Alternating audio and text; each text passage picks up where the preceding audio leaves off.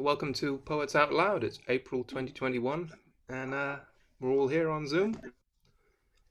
And lockdown is just starting to ease slightly, so hopefully that's us on the right track. There's a couple of notices. Well, one notice really, just to say we've got submissions are still open for SpeakEasy Magazine 5. I know a lot of people have already sent stuff in, so that's great. But we've still got the window open, so if people want to send us any more stuff, that would be great. Okay. I wrote this one earlier on. It's called Lobbyist, and it's just a coincidence there happens to be a story in the news about it. It goes like this. Don't play me for a fool. Just because you all went to the right school, you think the rules for current or ex-MPs apply to others and not to me. Your money-making hobby, on behalf of companies you lobby. For contracts and government schemes, to do so with an unfair advantage, it seems. Almost de rigueur. And it's surprising anyone would care. But there's no need to worry. With all this talk of money, there's really no sign of impropriety. Your pals belong to the very same society. See you all in the same yearbook. And you know you'll be let off the hook. And that's it. That's Lobbyist. Thanks very much. Craig, what have you got for us? I was looking through some old paperwork in the cabinet, and I found a load of old songs that I've written about 20 years ago, I think, 20 something years ago. I had this machine called the Boss Jam Station, and it used to be able to compose backing tracks, and you take little sections of music and make them long into songs, verses and choruses, and put them all together. So this one would have been a slow ballad, but it's okay. I'm not going to sing it. I'm just going to read it out. It's quite a nice backing it had, this one. So it's a bit cheesy, but it's called Sunshine on My Pillow. Who can say that the sun doesn't shine somewhere in the world tonight? Look outside the window, look at the moon and the stars. Imagine that there's really life on Mars. Who can say that there's no reason for night and day and the seasons? Look outside the window, I know it's raining. I know it's raining, but there's sunshine on my pillow. It's only raining on the outside, sunshine on my pillow. Who can say that we're the only people somewhere in the universe? Look outside the window, look beyond the deep blue yonder. Imagine what your soul can't wonder and wander. Who dares say that other than God has made us from all this planetary chaos? Look outside the window, I know it's raining, fireworks exploding on my pillow. It's only raining on the outside, sunshine on my pillow. So that's that one.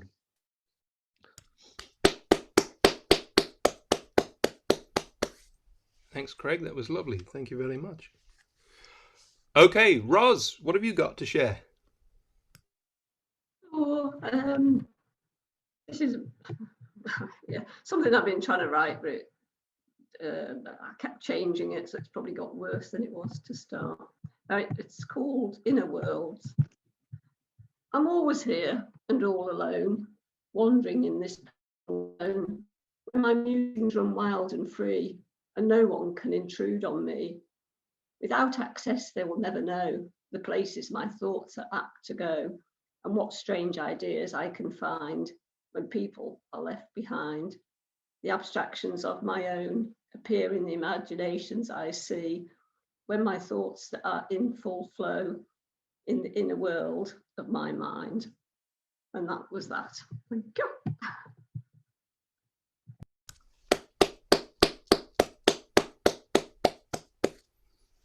Thanks, Rose. That was great. Thank you very much. Tony, what have you got? Okay. And I have a poem which is going to appeal to anyone who plays darts or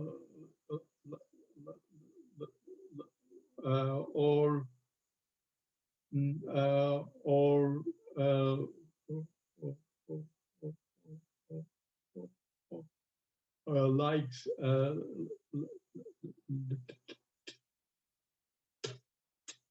legendary beasts. And that, and also I can say that it is partly true. And it is called Happy Ever After.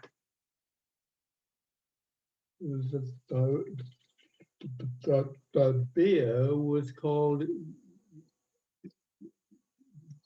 Unicorn, and it's hoppy gold cheered me like sunshafts after my sad walk in the neglected, mist-bound woods.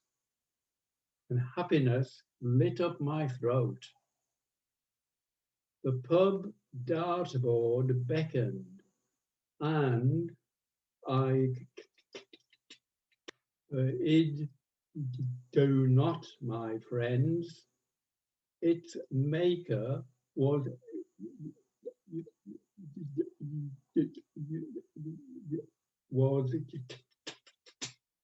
unicorn.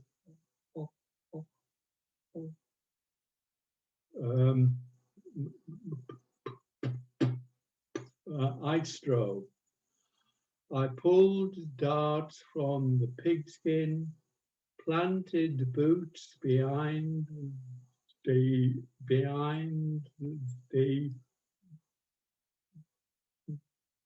oche, and before long my triple thuds were battering the old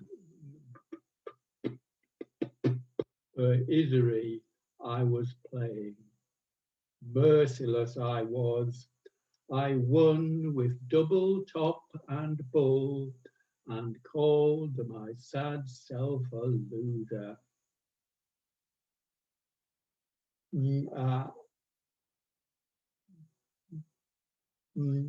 Outside in a mucky paddock, the white mare was waiting. An old lass now,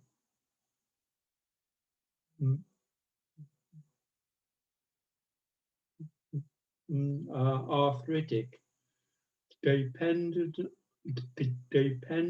on her daily feed to augment the meager grass. They say she was a legend. Eyes sharpened by gladness, I noticed a ubbin of bare bone in the center of her forehead.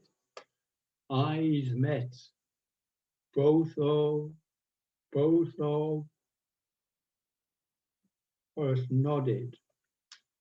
My friends, she leapt the fence as in her steeple-chasing pomp. She led me back to the woods and the pearly mist enfolded us. We lived there, happy ever after. That's it.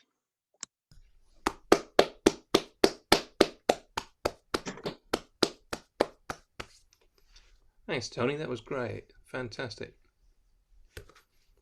Okay, Val, hello, what have you got for us? Hello, can you hear me all right? Yeah, it's fantastic, yeah. That's good. I kind of, after the John Keats workshop, I sort of tried to play around with some rhyming patterns. So I've done this. I don't know if it really works, but it's kind of like, it goes like 1, 2, 3, 4, then 4, 3, 2, 1 in the sort of rhyming pattern. Anyway, it's called Pebbles on the Beach. We are all just pebbles on the beach of life, all look the same, but each one unique, tossed around by a tumultuous tide and deposited on a rocky shore. The sea ebbs and flows evermore, waves rolling crashing on every side, in a windswept landscape cold and bleak, reflecting our times of hardship and strife. I tumbled around in the swell of the ocean. I was both edgy and sharp in those days, but now I am worn smooth and round. My surfaces are no longer rough, and life has always been tough, but somehow I've never drowned. Whilst others went their different ways, I held my breath and rolled with the motion. As we pebbles sunbathe on life's rocky shore, we know the rushing tide will come again and anxiously await the angry sea. But the waters will retreat, so our life can still be sweet. And after all, what will be, will be. For the sun shines brightest after the rain, and the foamy waves wash over us once more. And that's that.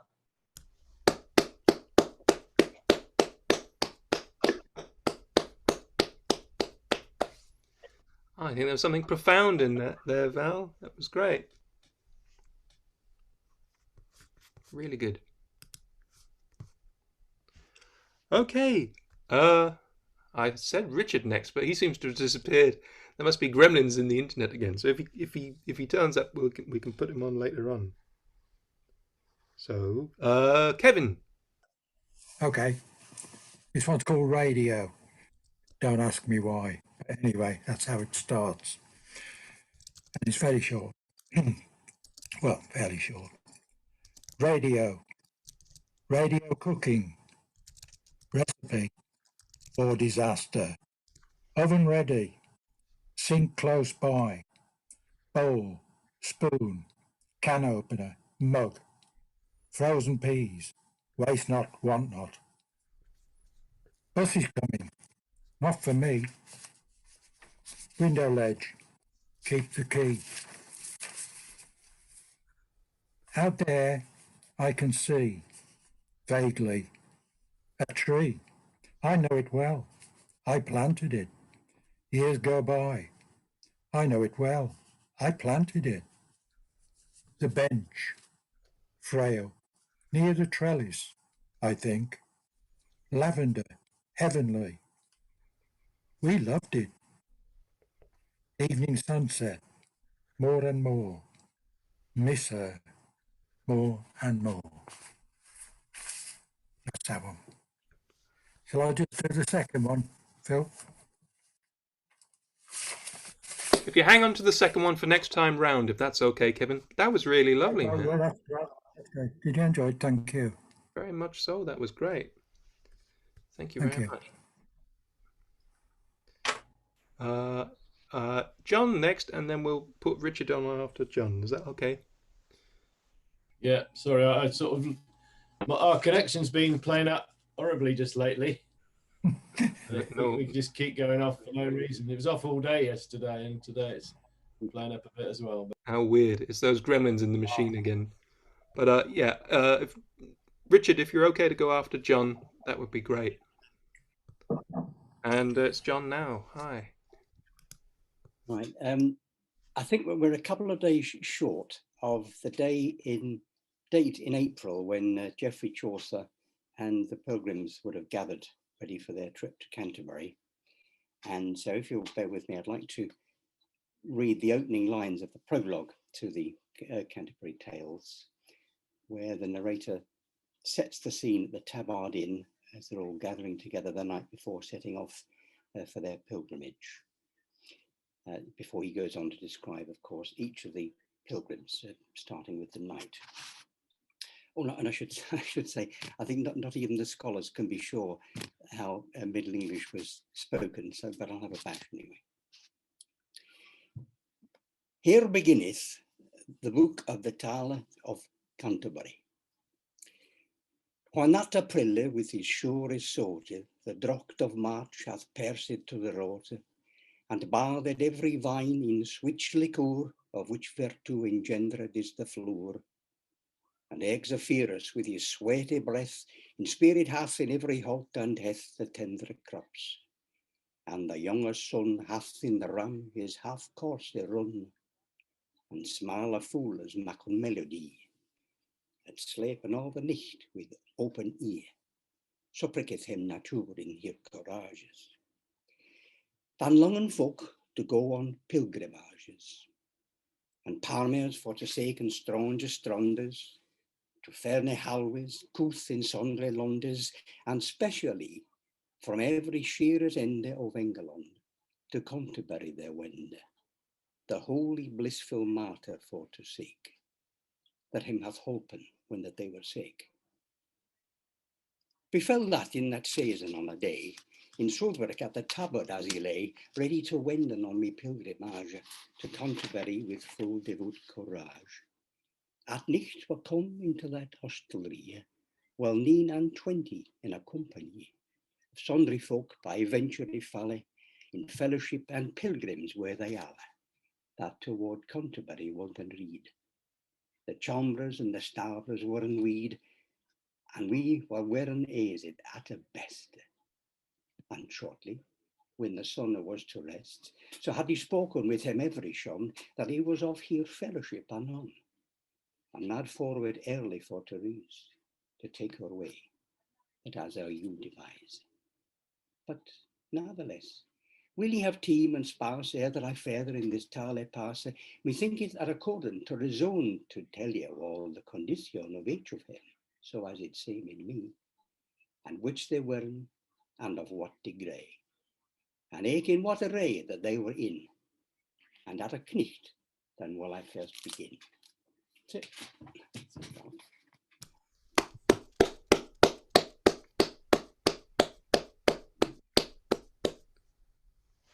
They're very good, John. Yeah. I think, yeah.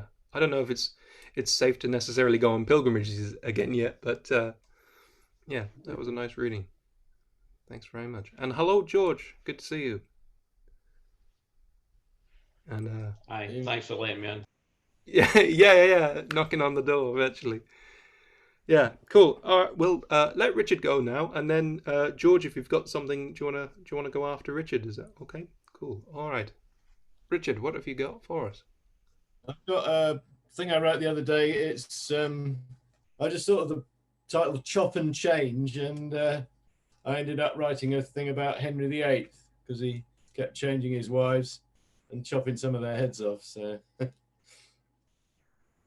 this is it. Do I chop and change to gain a wife? Once I loved her, but she brings me strife. With no son and heir, she'll have to go. I'll write to the Pope to make it so.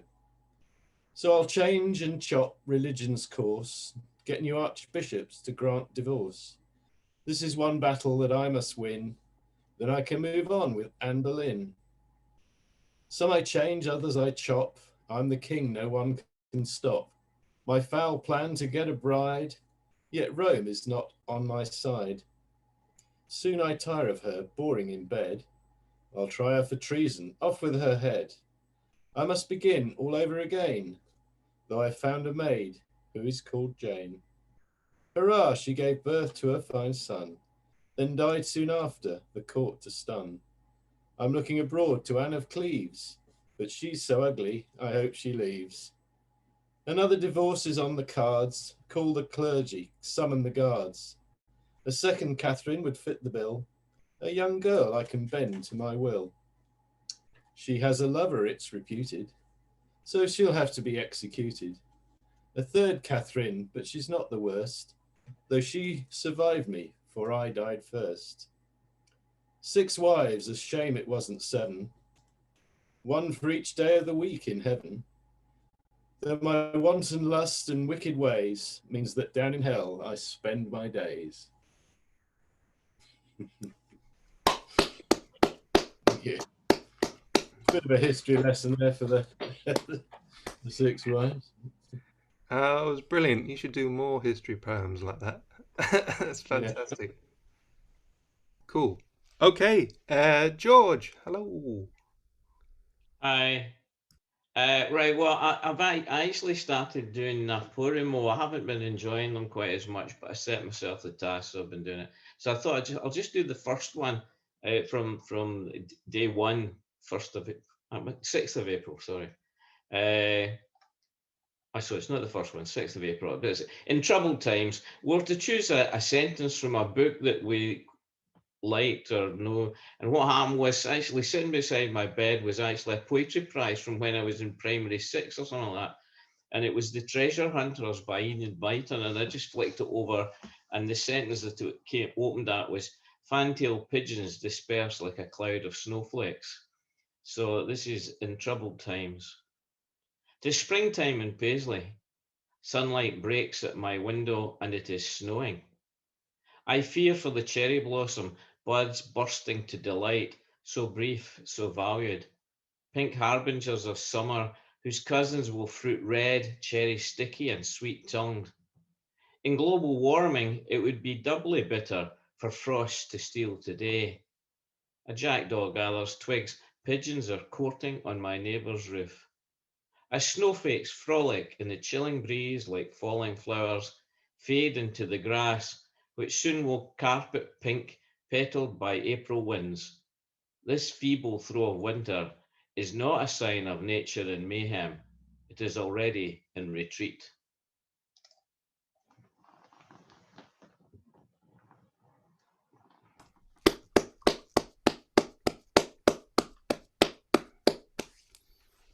That was great, George. Thank you very much. Cool. All right. That's one circuit down already. This one's called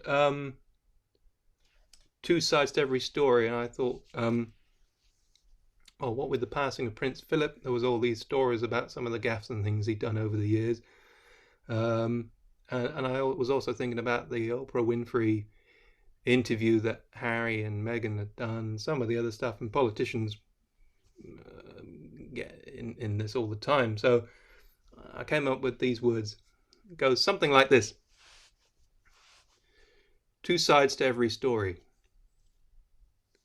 They say there's two sides to every story, but so often we're told only one. Meaning, surely, is everything, but words taken out of context are so often damning. What constitutes news, a scoop, a story, and who is a legitimate target of a hatchet job? Small remarks made in private, blown into a full-scale attack. She said, he said, did he really?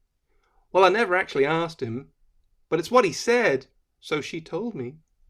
A private spat so easily becomes public, thanks to social, or should that be antisocial, media. And I often wonder, who has the most to gain by perpetuating a story? Is someone, somewhere, bathed in all the glory? To be misquoted, or additional words deleted, is tantamount to lies. By someone pushing an agenda is really no surprise. And if wrongdoing is admitted, explanation of the guilt, yet still remains the damage to integrity and reputation that somebody has built. Feeble apologies uttered without feeling or remorse, buried away on page 122. Send 3 and 4pence. We're going to a dance. Pay no heed to the danger. That's what comes of playing Chinese whispers. There you go. The end needs a bit of work on that, but that's that. There you go. Thank you. All right, back to Craig. Do you have another one for us? This is another song lyric using this jam station thing. There was different sort of presets on it, and you could, you took the basics and you elaborated on it. And this is from one of the country music settings. I'm not a big country music fan, but I did write this, and I thought I might just sing it for want of something better to do with it. Anyway, it's called I Don't Know Where I'm Going. Oh, I don't know where I'm going, but I guess I'll find a way. I've got a pocket full of heartache and left 100 bills to pay. Oh, my love walked out when the money ran out. My dreams went up in smoke. But the fire still burns for a better life, though the tears I have to choke. Oh, I don't know where I'm going, but I guess I'll find a way someday. Someday. Oh, where she's gone, I just don't know. Her only tracks are on the radio. The only scent, her cheap perfume. She last wore on a honeymoon. Oh, my love walked out when the money ran out. My dreams went up in smoke. But the fire still burns for a better life, though the tears I have to choke. Oh, I don't know where I'm going, but I guess I'll find the way someday, someday. Well, there you go.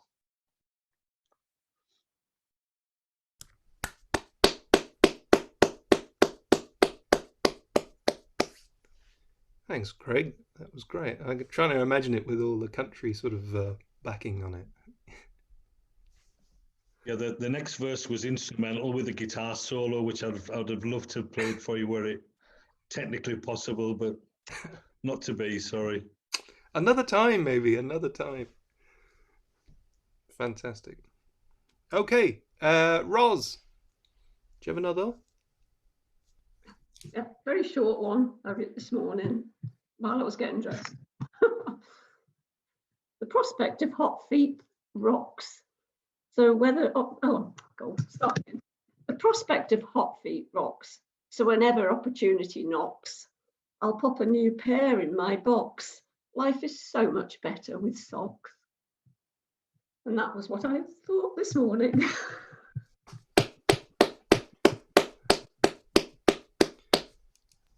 Brilliant. Cold first thing, you need your socks, I think. I don't like cold feet. Yeah, well said. That's good.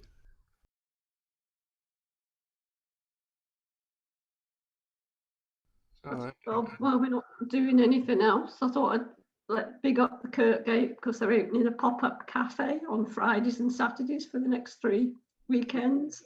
If anybody wants to come, they'll have the pleasure of me serving their coffee tomorrow. Right.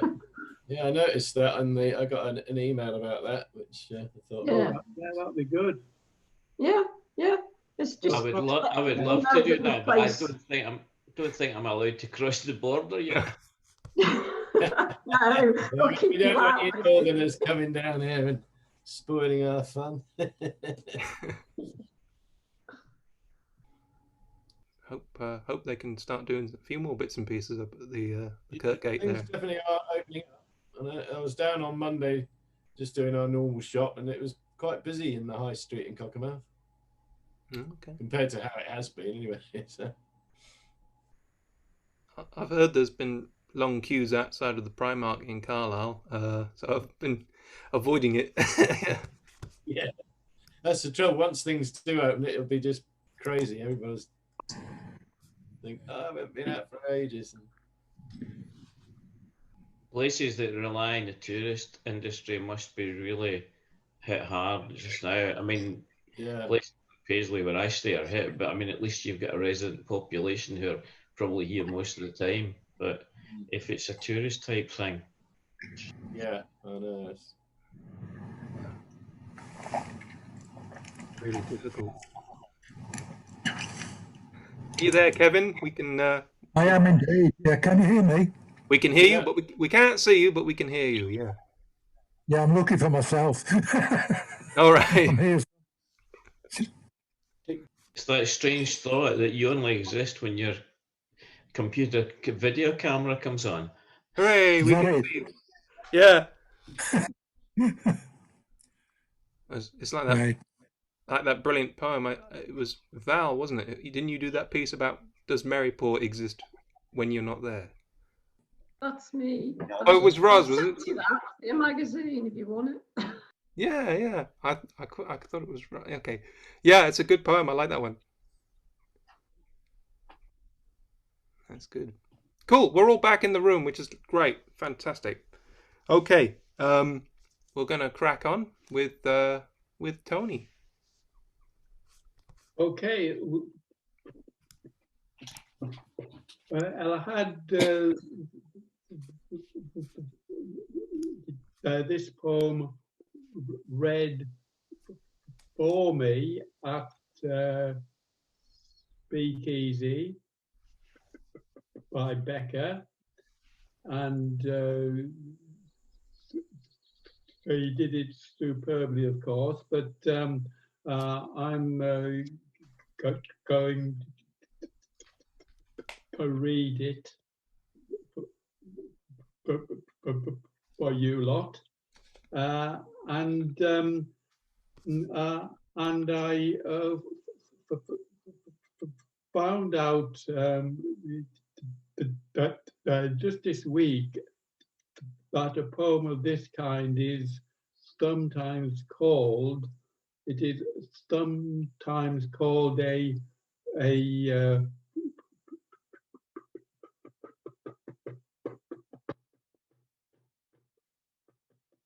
persona poem, a persona poem, and I've got we imagine in the poem that have taken on the persona of a shepherd in the Lake District, and it's called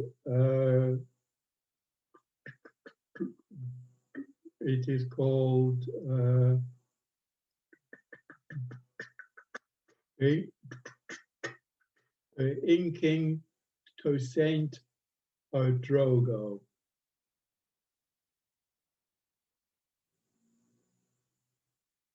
I confess that I am ugly. My reflection in sunlit rock pools pains me, not like the Greek lad.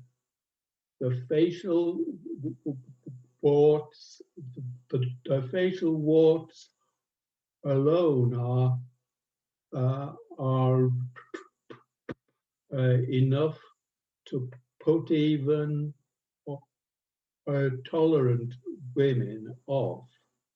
The much broken nose is the legacy of pub nights before my self-exile. To see me was to punch me. Still I am suitably employed. Lakeland shepherds meet few folk, and those they do are rarely pretty. The flock feels no disgust or pity, for we are united in what matters. I help the yows through tricky births, shoot at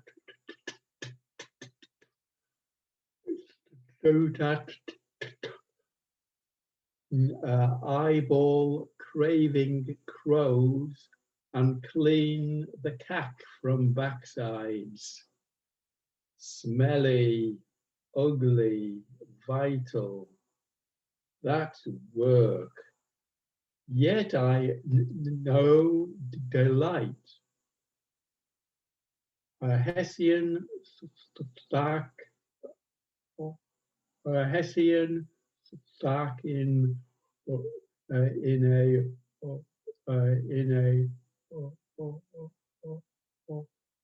cleft in a rock protects my gear. Stove, grinder, best Arabica, or Blue Mountain, say, with water from a fellside beck. I raise a chipped mug to the sky and drink to Saint Drogo.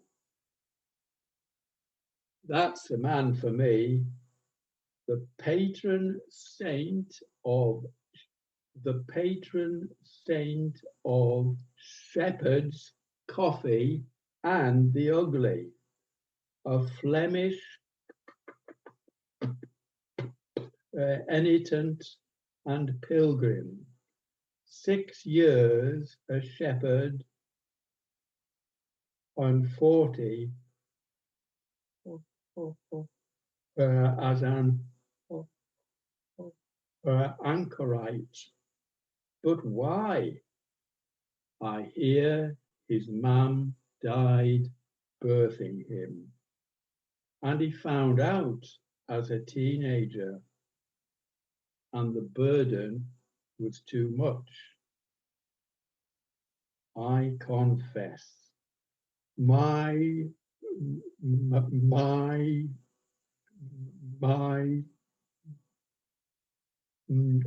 ugsomeness is only part of what got me here. Stolid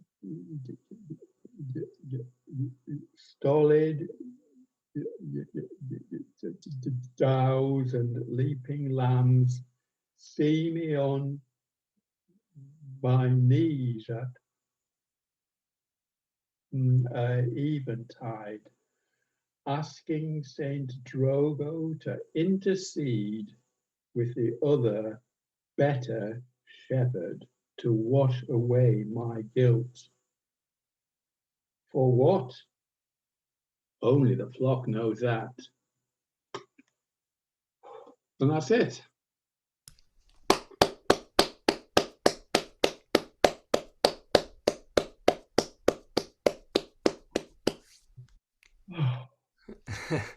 Well done, Tony. Excellent stuff. A long one, that's, yeah. That was Okay. good. Thanks very much, Tony. Okay, Val. What have you got?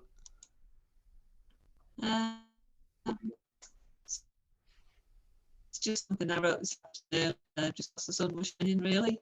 It's called Spring Has Sprung. The days and snow have passed, birds singing in the tree at last. Spring has sprung this very day, now summer can't be far away. I've had enough of winter's dark, landscapes looking bare and stark.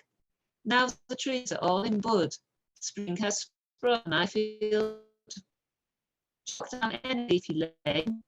That has sprung is very plain. Flowers are popping up their heads, hedgehogs leave their cosy beds. We've been inside for days on end and could not even see a friend.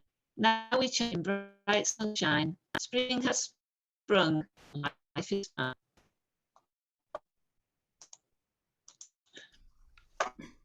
That's the end.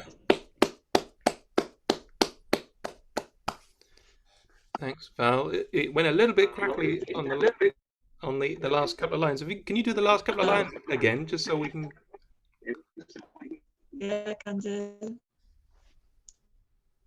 We've been inside for days on end and could not even see a friend. Now we chat in bright sunshine. Spring has sprung and life is fine. Oh, that's great.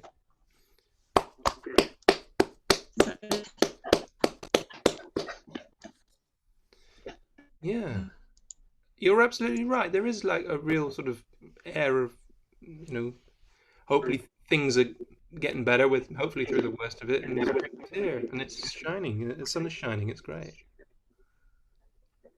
I think my connection's going to go again any minute. Oh no, the gremlins in the machine. Well, it was great. We loved it. Yeah. We just had absolutely no internet up here at all for ages, since Christmas. Really, it's been terrible. I don't know what's wrong with it. Well, we're the whole world's using it all the time, constantly. So That must be it. I don't know. hopefully the internet usage will correct itself as well. Thanks, Val. Thanks. Okay, we'll go to Kevin next. Can you hear me, Phil? Yes, we can. Oh, good. Some light on my paper so I can see what I'm reading. This is called 1 Year On.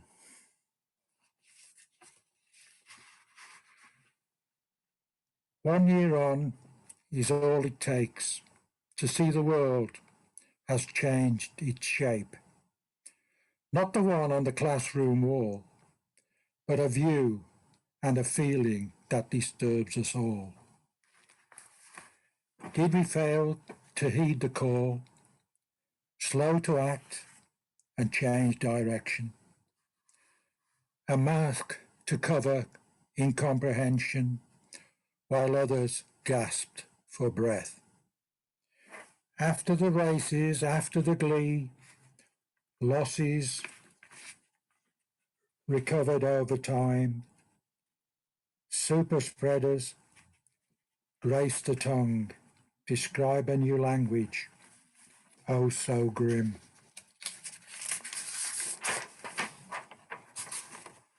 Back to normal 1 week on, back to normal 1 month on, back to normal 1 year on and counting.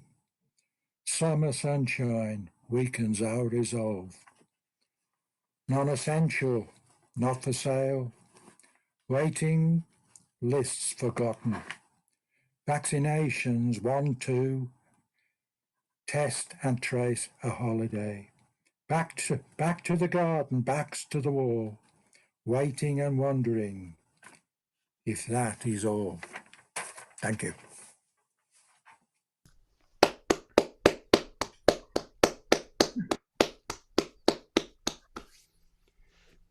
Yeah, very good, Kevin. You got right to the heart of the matter as usual. Yeah. Yeah. I wonder if it will be. That will be all. Yeah. Big question. Richard, do you have another? Yes, I do. They say 50% of nothing is still nothing. Well, this is called 50% of nothing. And you'll see why when we get through.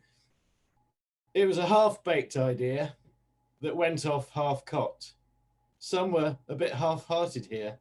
The others just mocked. Then my other half tried to moan. She had so much to do. I'd half a mind to go alone, then to meet the few. When the strangest thoughts make no sense, who said half a mo? It's no good sitting on the fence with half the way to go. There are no half measures in our half-timbered dwelling, bought at half price but turning sour? That would be telling. Here half-truths sell for half a crown. There is no halfway. The flag at half-mast all cut down.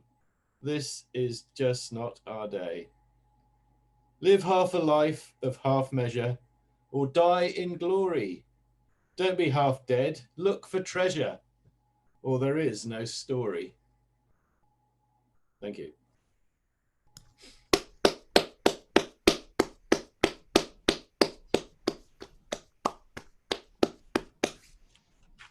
Don't know where I got that idea from.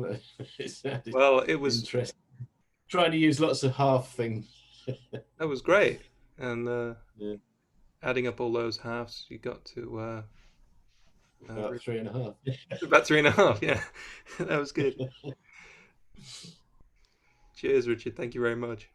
George, what have you got? Hi, yeah. Today's prompt for Naporumo was look for something significant in your first, some significance attached to your first or last name.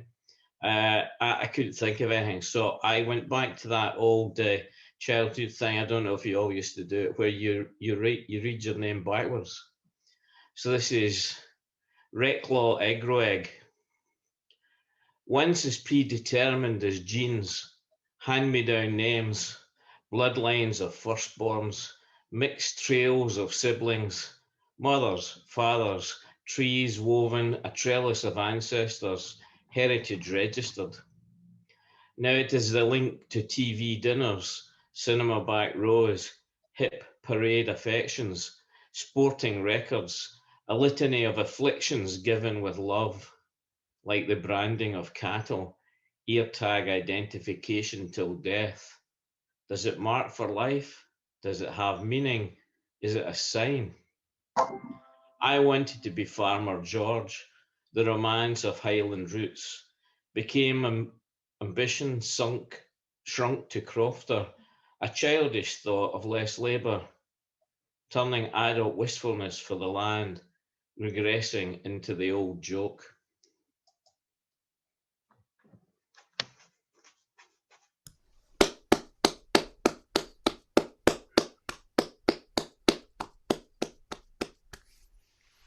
Oh, very good. Thanks, George. So we've had a shepherd and a farmer in that round then. That's up to half a farmyard. Cool. All right. It's only 8:30. Shall we have one more quick round? Is that all right? Okay. I got this one. Read it for no particular reason. The girl who walked alone goes like this. The girl who walked alone wove her way between the dark green curtains, a pilgrim treading lightly on gravel and grass and moss-covered paths to find her way between the stones, the markers, the names from times long past. She lays her flowers in the rain. Droplets like diamonds cling to a spider's web. A crow's cackle splinters through the stillness. A quiet, contemplative snapshot in this space seemingly devoid of time. The residents lie under blankets 6 feet thick in the city of eternal sleep. The offering is made, the tribute is paid, a tear or two is shed, and then some things are said. The words hang in the air, and then they're gone. The girl who walked alone turns up her coat collar, runs a hand carelessly over her matted wet hair before she returns the way she came. And that's that. There you are. Thank you very much. Craig, do you have another? I'm hoping it's I've got another song lyric. This one's called Don't Wanna Live Forever.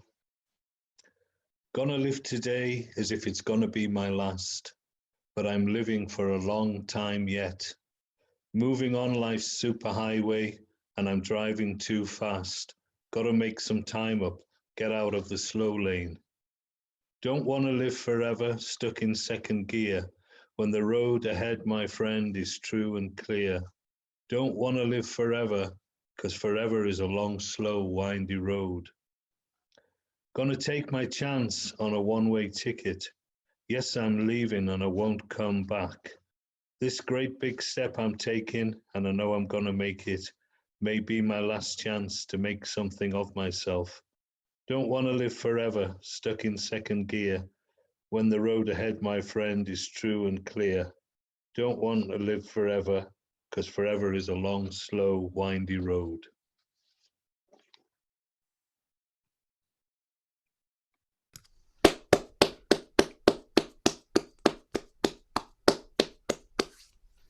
That was great. I hope that was like a big power ballad song, yeah? Yeah. Cool. Fantastic. Okay, follow that, Roz, if you can. The only other thing I wrote this week was a little haiku, so you can have that, which isn't very good, but there you go. Doors are opening. Grateful people come through them to sit, eat, and drink.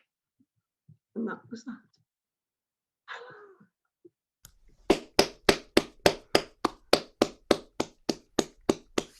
That was very good. That was. Liked it a lot. Thank you very much. Tony, do you have another? I do, yes.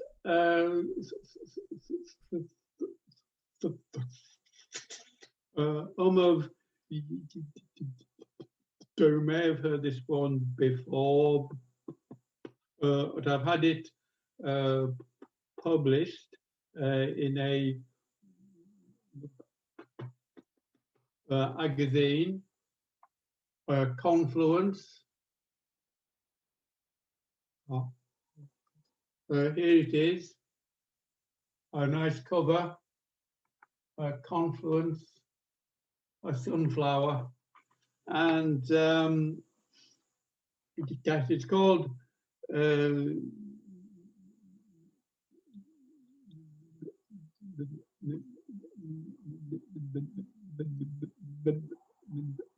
neighborhood policing.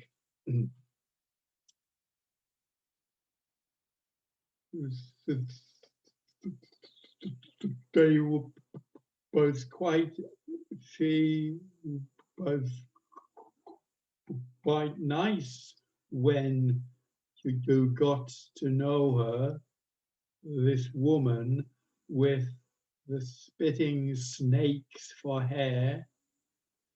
They took a lot of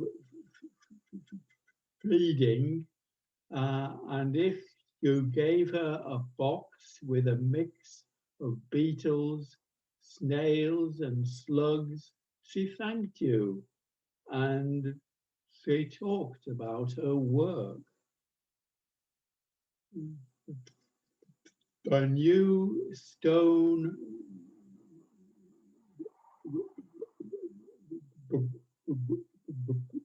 rapist in the park was hers, and the stone pimp buying from the stone drug dealer down by the kebab shop on Dunstan Road.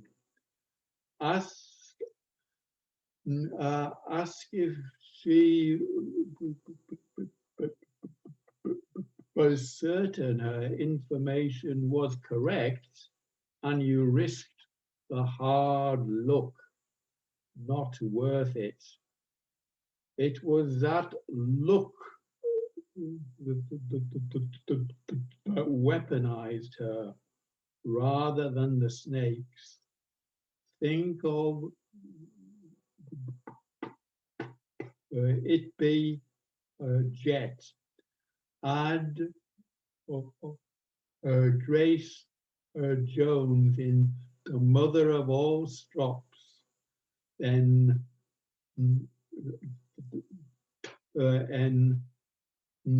add a flamenco dancer in Deep Duende. Multiply 1,000-fold, and that was the look, or so you imagined. Only the petrified knew. Once you asked her if, as well as being a vigilante and cautionary that to make it considered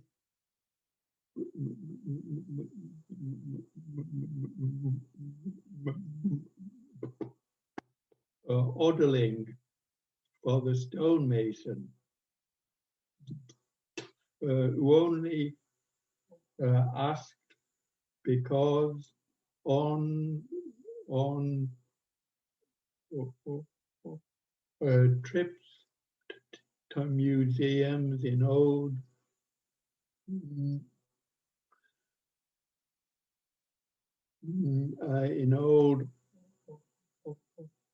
Etruria, you'd seen her face on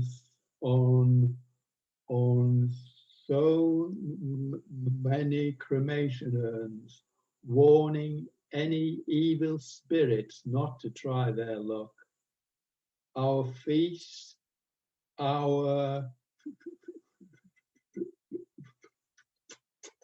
Eos protectress, our implacable Medusa, just flapped away my feeble-minded illiness and marched down the street in search of sinners. And that's it.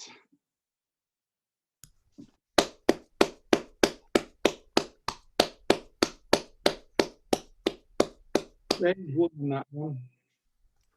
That's really good. I liked it. I can see why it got published. Really good stuff. Cool. I didn't intend to read a third one, but this I've never read it before. And it was something I started. I might be able to read it. It's a bit. It's got bits and pieces added to it here and there. Anyway, it's called Trial and Error. Justice is blind, madam, something that cannot be seen. We express ourselves as best we can. There's nothing in between. So tell your counsel what you saw that dark day in December. Every detail, nothing missed, to create for us a picture's worth 1,000 words. But for those who cannot see, the sound of voices in their heads create a memory. Justice is blind, as I have said. Counsel bear me out. My role is to deliver it. Nothing left to doubt.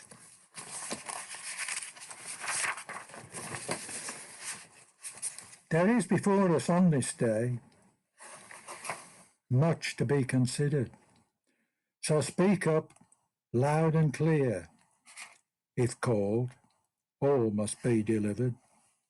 Litigation over time can make the strongest weary.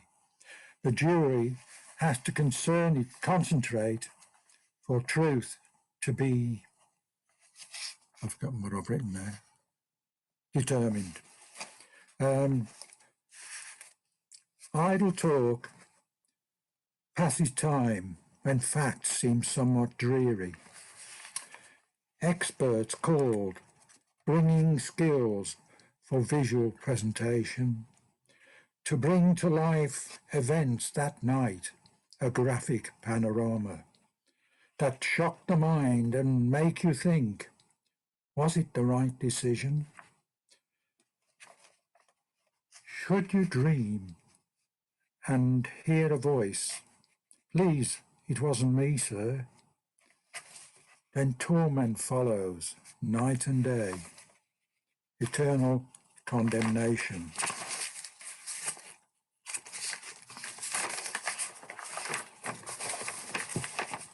Clear your doubts, fix your sights on honesty and truth. Favour not the pressures brought from fellow witness whims. I've known so many in my time, deliberation pending, agitated in their quest to showcase their intentions. Is leader of the pack. Mark my words, if this occurs, unseemly though it seems, and lashing with my tongue what means this contempt, what means this contempt. So make your way, all 12 of you, and sit upon the bench, the hand of destiny, yours to hold, steered by common sense. Adjourn.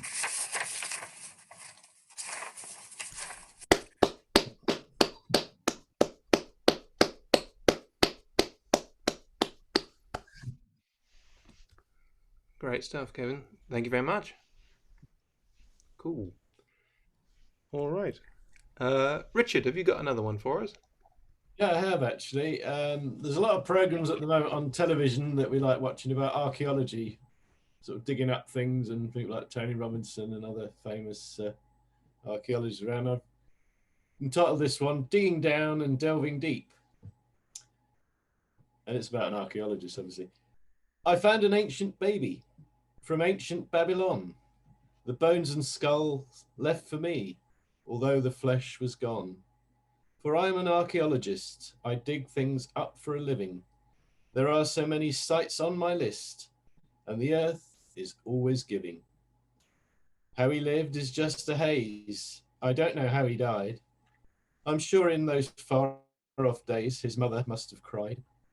Among the scattered bones, rocks, and shards of pottery, nothing lies that really shocks. It's history's lottery.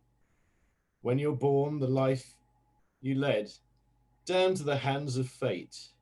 What went on in your head, we can only speculate. We know little of your time until you've been unearthed. We should have been in your prime, but now your second birth. Digging deep, more artifacts and relics by the score. We can all piece together facts. That way we learn much more. For I'm an archaeologist, I dig things up for a living. There are so many sites on my list, and the earth is always giving. Thank you. Yeah.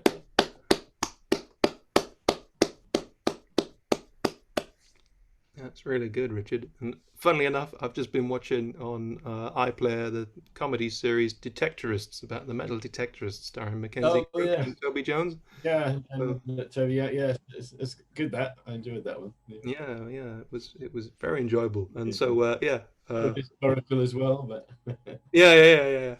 So yeah, that chimes with a lot of what I've just been watching.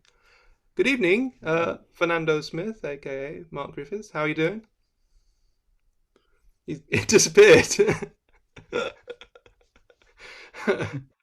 Hello, I'm ever so sorry I'm so late. No, it's all right. Carry on for another 4 hours now, so I'll get my money's worth. Yeah. Well, we've only got a couple of minutes before we sign back in, and then it would probably be George if he's got another one. But then, if you've got a couple of pieces, because we've all done about 3, you can do some stuff if you like.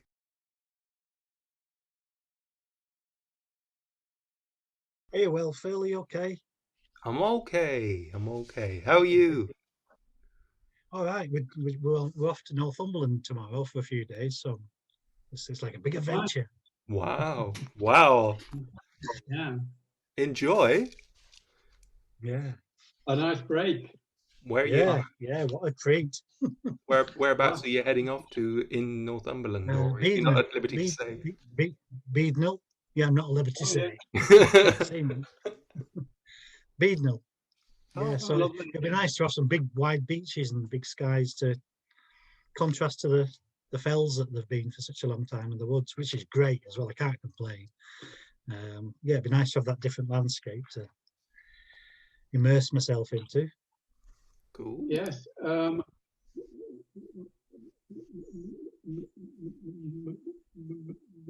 My nephew works at the National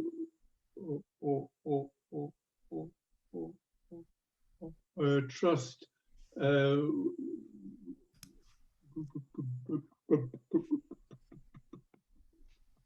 ranger around there, and he spends a lot of time on got swans. Oh, lovely. Yeah, Yeah. that must be. I was thinking it must be amazing to do a season there. It's like being sort of a Really? lighthouse Yeah. keeper or something. What Yeah. the work you'd do, or you'd either go crazy or you'd do something wonderful in terms of the work. Yeah. What an amazing place to be. A lovely job. Yeah. Yeah, and the skies are always so, the colours change.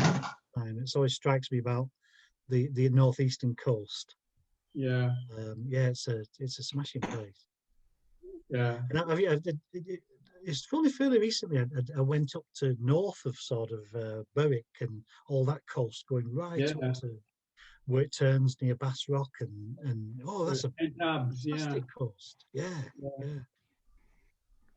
yeah. Yeah. Lovely. Coding them and all that. Yeah. Mm.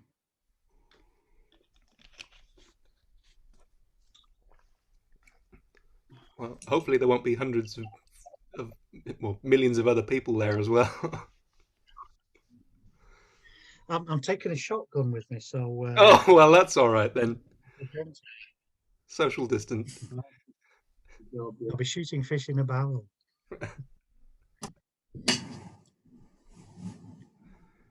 Fantastic.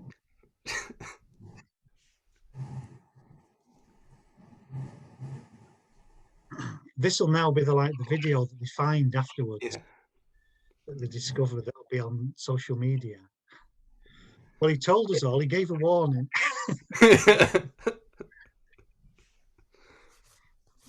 We'll go viral. Yeah, it could be a big moment for you, you know. Yeah. I knew him when he was only a poet. Yeah, it's the likes of him who gives poets a bad name, you know. Yeah. He always had the warnings were there, though, the signs were there. That poem he did about killing people. Yeah. Crosshairs, that collection he did, yeah. We should have known. Do you have to shoot them in rhyming couplets? Oh, bloody hell, that sounds hard. I'm not very good at multitasking. Yeah, I think a polka would be good. Two-step, you know. Dum, dum, dum, dum, dum, dum. Shut up now. No, it's been a while since it's gone this weird, but I've realised what the missing ingredient has been, so it's good to have it back. Right. Okay. Okay, George, we were going to hear from you. So what have you got for us, George? Right. Apologies if I suddenly disappear, because I've suddenly realised I've also got a grocery delivery coming shortly. And they turn up often when they're not supposed to, but never mind. Right. Another one of the NaPoWriMo things. This is from the 2nd of April it was. And the prompt was actually to take Robert Frost's The Road Not Taken and to reverse that and take The Road Taken. So this is The Road Taken with acknowledgement to Robert Frost. All is dark in the lane. I'm alone in a Glasgow I do not know well. Close by is Argyle Street, early evening quiet. I am nervous. Nervous to be alone here, nervous at my shyness braving a poetry night. Without friends to save me with their confidence, this time I fly solo. The cafe is locked, every brick is whispering, flee, flee, flee. I head for the street, through graffitied penned, towards a disillusion. Foolish to believe I could be a listener, might be a poet. There is traffic passing, someone is laughing. Flight will be failure. I go back to the lane, read the workshop signs, watch the lights of a plane passing. Jill opens her cafe. Tentatively, I turn the handle, enter my future.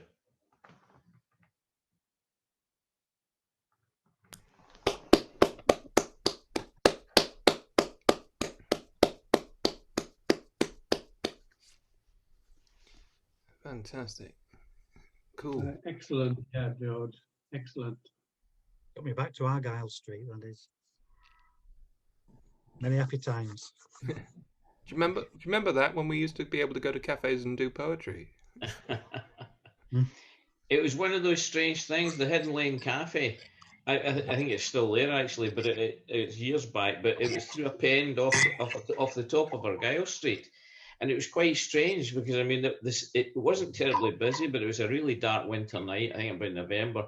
I went through the lane, and you just go through the pend, and as you come out of the tenements on the other side, it was a world of Glasgow I didn't even know existed in this bit. You know, you're suddenly in these little broken down sort of old buildings like back wash houses that had all been, I think they were old workshops, and they'd all been converted into like recording studios and things. But everything was shut and quiet. And you suddenly feel really, you know, it was funny to be in the middle of a city and feel so alone and so vulnerable.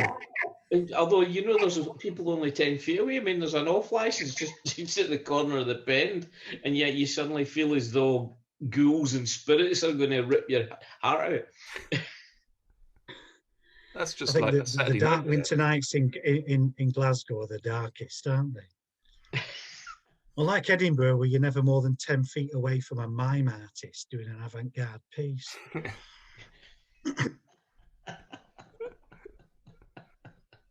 An American tourist.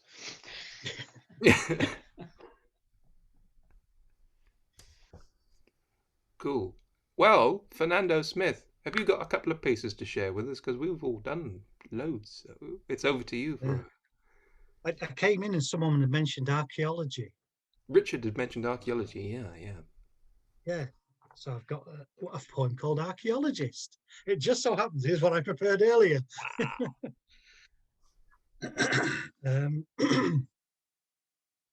Archaeologist.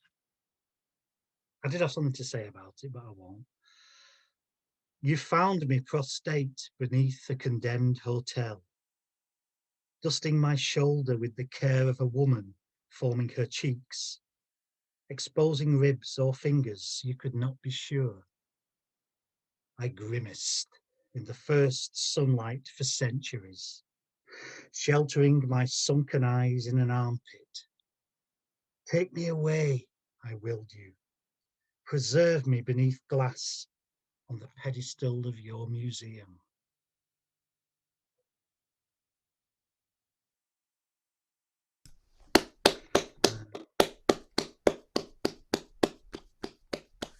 This is a poem called Classless, and it's about my dad and an experience he had that I later re-experienced, I suppose, of him finding himself caught between classes, being a factory worker all his life, but being an autodidact and with a great love for literature of all sorts, particularly 50s American literature and also modern jazz. I mean, Charlie Parker, what was it? He breathed in air, he breathed out light. Charlie Parker was my delight. Reference that. So he was a great modern jazz lover and love of surrealist painting and all self-taught. You know, he used to take me to the library twice a week in Bury, because Bury had a fantastic library, it still does. And but he was caught between his families. And later, when I went to art college after working in the same factory for a short while, I understood that being caught between classes and cultures, you know. So this is called Classless.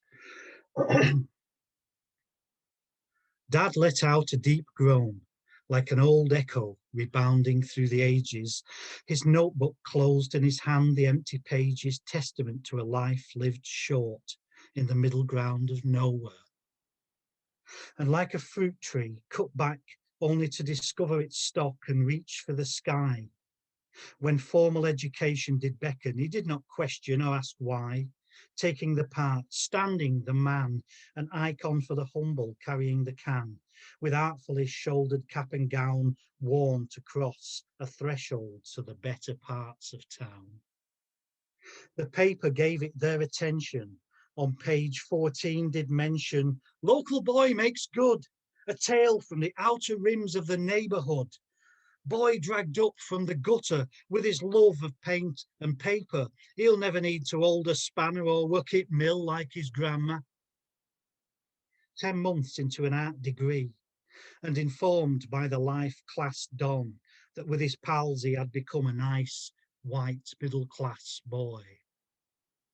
Made by design, was this decree to bring far better company, acceptance and a greater joy, or was it just a simple ploy to keep the spoils? No working boy, my means of stealth, will lay a claim to our culture's wealth.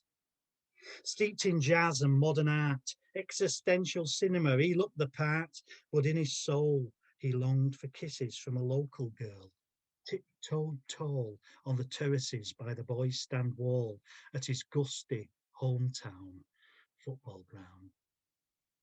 Then back with Mum and Auntie Ada, old friends poked him in the blazer. His avant-garde, no guard against the razor wit, pitted with knuckle bite and boot where formal line lay in the suit. And dirty talk impresses the factory girls to lift their dresses after a hard day's work in the provinces. So off he travelled way down south, where broad dialect dropped from his mouth, onto the rugs of London town with noses raised to look right down at the English white boy curio.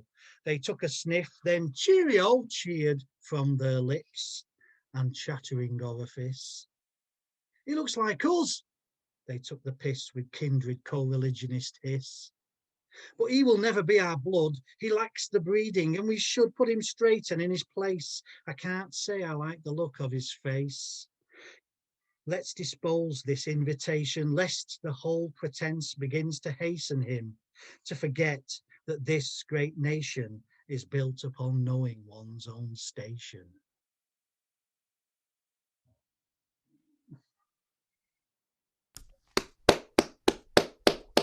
I've got another if there's time. It's just... Go ahead. The third one would be really good. Yeah, there was a lot in that, Mark. You're absolutely right about that. People knowing their station, and it still exists to an extent, doesn't it? Still exists. It really does. Yeah. I'm glad I'm from the provinces.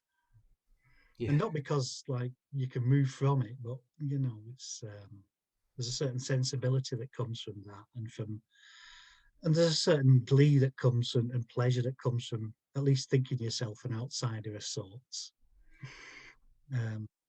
This is called in-house entertainment, and it's a lie upon a truth. It's a holiday I took once, and I thought, you know, now we're opening up and going to Northumberland tomorrow, and we're having, you know,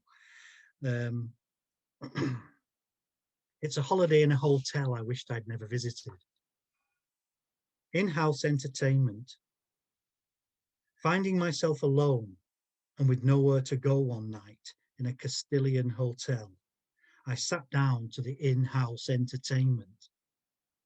For my pleasure, a show wherein parrots pulled carts across a little plywood stage, certain of provoking the delight of the attending guests. The following evening, a Tuesday if I'm correct, it happened again, except this time with the addition of reptiles and accompanied by a drumming monkey tasked with providing tension. His threshing beat transmitting an intoxicating pulse carried on the teasing October wind. The parrots were excellent, very professional. The lizards less so. The kimono dragon preferring to stall halfway across the sequin podium. I think it was having a funny turn, and rather than facing up to its mediocre talent and obvious deficit of stage presence, feigned invisibility, unlike the chameleon, which actually was invisible.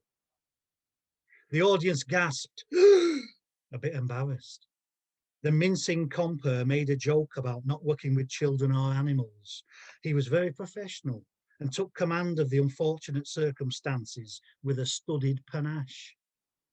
Before the feedback from the microphone became too intense, I think he uttered the words, "Be afraid, be very afraid," although I can't say for certain to whom he was speaking. The children sitting at the front, white legs hanging lifelessly from a salt-washed bench, looked on, mouths gaping like dwarf zombies, each one calculating a mental note never to work in the in-house entertainment industry or return to this shite hotel.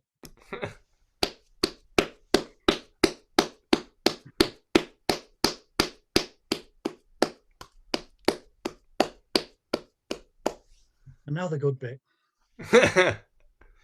Well, there's probably a moral for us all in there.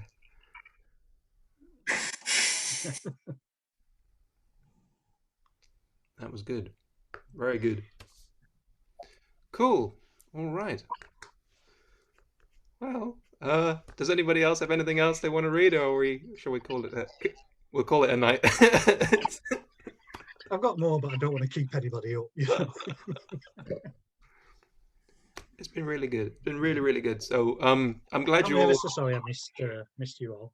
Oh no. Well, you can always catch up when you're back from holidays.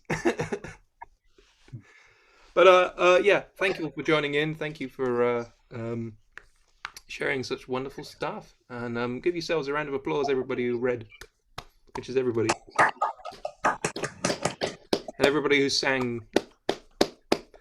Who sang? Craig sang, but he sang some lyrics. But oh, we had didn't to miss much. You no, they were classics. We had to imagine the accompaniment. But, next time, it was good, really good. Yeah, thank you all for listening, and yeah, stay safe, and we'll do it all again in a couple of weeks' time for SpeakEasy. And enjoy holidays and be responsible and take good care and get home safe. So, Good night, everyone. Good night, everybody. Take care. Good night. Night. Thanks, everybody. Good night. Bye-bye.